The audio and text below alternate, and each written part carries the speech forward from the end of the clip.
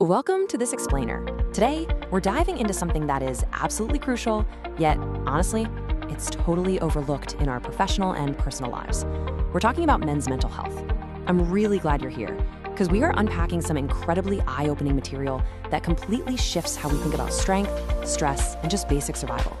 We're going to break down the mechanics of a crisis that's happening right in front of us, often completely undetected. So let's jump right in. Let's kick things off with a pretty heavy question. Is fear a sign of weakness? I want you to really think about what your gut reaction is to that, because let's face it, society has been teaching men for generations, whether they say it out loud or just imply it, that feeling fear or showing any kind of vulnerability is a character flaw. It's this deep-rooted belief that just gets hardwired into so many guys from day one. The silent pandemic. Because as we're about to see, this outdated mindset isn't just wrong, it's actively fueling a massive, unseen crisis. We're pulling from a super insightful occupational medical guide by OQMed. That's Occupational Mobile Medicals. And they do not mince words. They literally label men's mental health a silent pandemic. The root cause? It goes right back to that false idea we just talked about, treating fear as a weakness. When fear is stigmatized like that, the suffering just goes underground. And that is exactly how a personal health struggle turns into a full-blown silent pandemic. The cost of stoicism. Let's look at what actually happens when we force men into this restrictive mold. The source calls the main driver of this masculine stoicism. Now, we're not talking about just keeping your cool under pressure. It's this intense societal stigma that demands men hide their emotional challenges. You know, the constant pressure to just man up. The real danger here is that forcing the stoicism doesn't make the emotional issues disappear. Actually, scratch that, it makes things worse. It pushes men away from getting help and steers them directly down some incredibly destructive paths. Because here's the thing, when you bottle up emotions, they have to find an exit, and they usually explode as harmful lifestyles. The source points to a sharp increase in alcohol and substance abuse, or engaging in reckless sexual behaviors. Sometimes that pressure cooker just bursts into emotional outbursts or even violence. On the flip side, some guys internalize it completely. They fall into severe depression, withdraw from the world, and just isolate themselves. And tragically, that extreme isolation carries a very high risk of suicide. This is the very real, measurable cost of demanding silence. The physical toll. This is where things get even more alarming. Emotional trauma doesn't just stay in your head. It physically alters your body. There's this huge disconnect, and it's what makes this topic so urgent. On one hand, you have what we hide, the mental isolation, the depression, trying to play the tough guy. But on the other hand, you have what the body shows.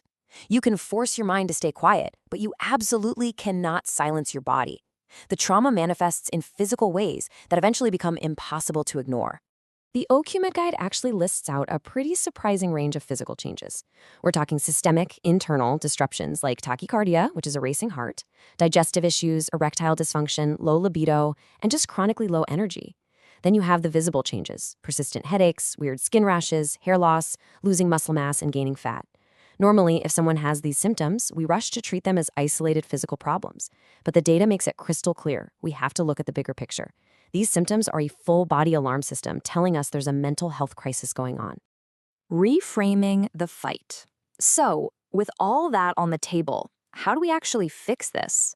There's this incredible quote from the OQMed guide that is basically the turning point of our whole explainer today. It says, "Not one of us need to fight in the trenches of war alone." I love that. It totally reframes the narrative.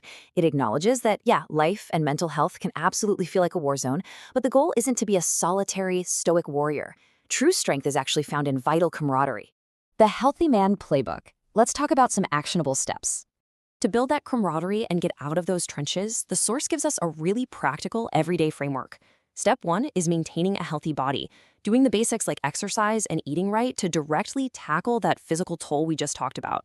Step 2 is a healthy lifestyle, which really means investing time in your relationships.